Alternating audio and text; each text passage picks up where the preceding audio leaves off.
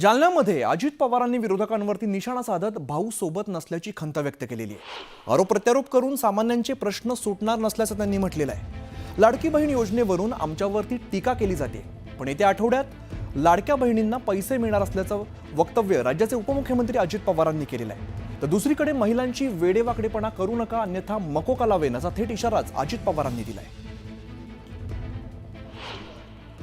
चला देव देव करूया, इकडं नारळ फोडूया, तिकडं नारळ फोडूया, इकडं काय करूया, तिकडं काय करूया, असं नाही। देव देखील आहे, श्रद्धा आहे। राजेश आत्ताच जाऊन केस कापून आलाय तिरुपतीला, विटेकर। पण नुसतंच देवदेव केला तर निवडून येणार आहे का? नाही। श्रद्धाही ठेवा आणि लोकांचे प्रश्न सोडवा। लोकसभेच्या निवडणुकीमध्ये आपल्याला अपेक्षित अशा प्रकारचे यश मिळालं नाही। तटकरे साहेब एकटे निवडून आले म्हणून काहीतरी आपली लाज राहिली, परंतु आपण खचलो नाही। मी नेहमी महाराष्ट्रात मध्ये लोकांना सांगत असतो, तुम्हालाही सांगतो, यश आलं म्हणून हुरळून जाऊ नका आणि अपयश आलं म्हणून खचून जाऊ नका। त्यामध्ये अपयश आम्हाला आलं,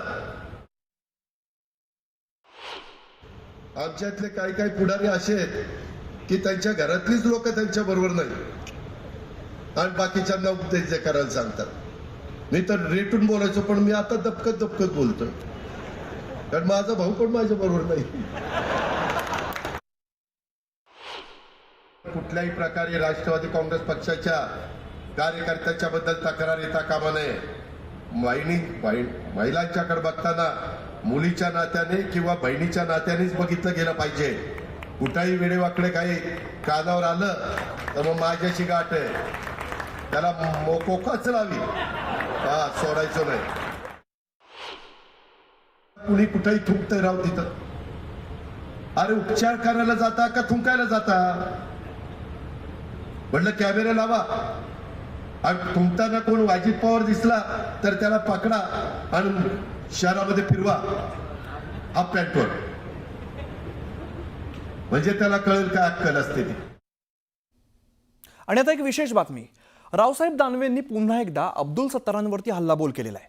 अब्दुल सत्तारांचा मतदारसंघ असलेल्या सिल्लोडची पाकिस्तानसारखी स्थिती झाल्याचं वक्तव्य रावसाहेब दानवेंनी केलंय। त्यामुळे महायुतीत नव्या वादाची चिन्ह निर्माण झाली आहेत। बघूया। म्हणलं होतं आणि आजही म्हणतो मी की पाकिस्तान सारखी परिस्थिती।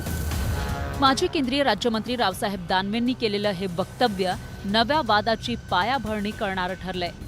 आजही म्हणतो मी पाकिस्तान सारखी परिस्थिती। याआधीही रावसाहेब दानवेंनी या आशयाचं वक्तव्य केलं होतं। तसं पाहिलं तर रावसाहेब दानवे अब्दुल सत्तार यांची मैत्री आणि दोघांमधील राजकीय वैमनस्य याआधीही अनेकदा पाहायला मिळालंय। दोन्ही नेत्यांनी याआधी एकमेकांवर काय आरोप केले होते ते बघूयात। रावसाहेब दानवे पराभूत झाले तर मी माझी टोपी उतरवेन असा शब्द अब्दुल सत्तारांनी कार्यकर्त्यांसमोर दिला होता।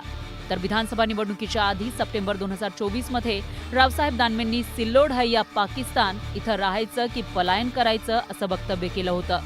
सिल्लोडमध्ये महायुतीचा धर्म पाळला नाही तर महायुती धर्माविरोधात फटाके फोडेन असा इशारा अब्दुल सत्तारांनी दिला होता। त्यावर रावसाहेब दानवेंनी औरंगजेब काय बोलतो हे मला शिवाजीला कशाला विचारता असा प्रश्न उपस्थित केला होता। आता रावसाहेब दानवेंनी पुन्हा एकदा सिल्लोड शहरातील परिस्थिती आणि तिथल्या चौकांच्या नावांवरून सत्तारांवर निशाणा साधलाय। सिल्लोडच्या हर चौकाचं नाव काय पहा ना। सिल्लोडचे जे चौक आहेत ना, सुभाषचंद्र बोसचं नाव, ना महात्मा गांधीचं नाव, ना श्यामाप्रसाद मुखर्जीचं नाव, ना पंडित नेहरूचं नाव। नावाहून तर त्या गावाची रचना कळती ना। मग त्याला म्हणायचं काय, यांची विचारधारा आहे कोणती? खायचं इथलचं आणि गायचं कोणाचं? तुम्ही म्हटले होते सिल्लोड पाकिस्तान होतं, म्हणलं होतं आणि आजही म्हणतो मी की पाकिस्तान सारखी परिस्थिती म्हणजे महापुरुषाच्या नावाखाली सार्वजनिक जागा बळकावण्याचं प्रकरण सुरू आहे। आता हायकोर्टाने काल स्थगित दिली। रावसाहेब दानवेंनी महायुतीतील मित्र पक्षाच्या आमदारावर गंभीर आरोप केल्यामुळे शिवसेनेच्या प्रतिक्रियेकडे सगळ्यांचं लक्ष लागलं होतं। शिवसेना भाजपमध्ये संघर्षाचा भडका उडाल्यानंतर ठाकरेंच्या शिवसेनेला गुदगुल्या झाल्या नसत्या तरच नवल। खरं म्हणजे रावसाहेब दानवेंचं हे वाक्य आपले पंतप्रधान नरेंद्र मोदी यांचा अवमान करणार आहे असं मला म्हणायचं आहे।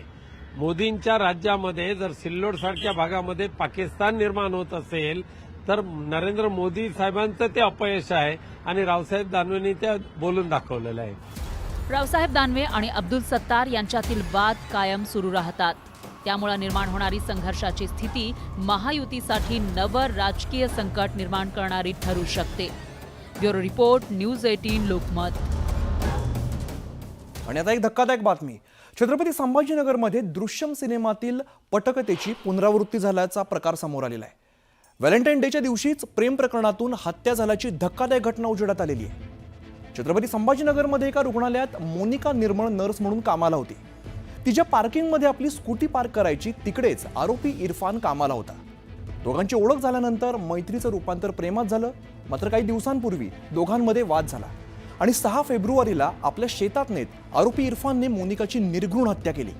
हत्या करून त्याने शेतातील पडक्या घरात मोनिकाचा मृतदेह पुरला. मृतदेह सापडला असता तिची ओळख पटू नये म्हणून तिच्या जवळील सर्व साहित्य गायब केलं आणि विवस्त्र अवस्थेत मृतदेह पुरला.